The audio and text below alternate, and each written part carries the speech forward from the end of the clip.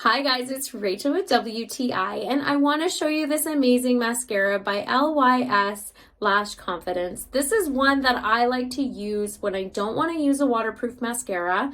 I usually do need waterproof because mascaras tend to bleed throughout the day under my eye because my skin is a little more oily. This one is amazing. It is so great. It's so clean looking. This is Blackest Black. It's vegan free. It is gluten free. It's great for people who do have a lot of different sensitivities, which is a bonus about it. And one thing I really like is the gorgeous casing it comes in.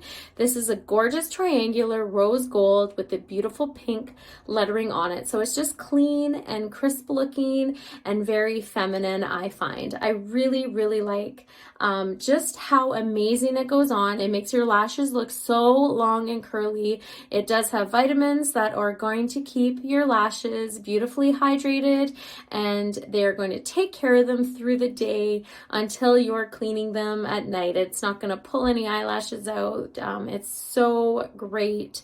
It's one of my go-tos that I usually carry inside my purse if I need something. That's just my point of view.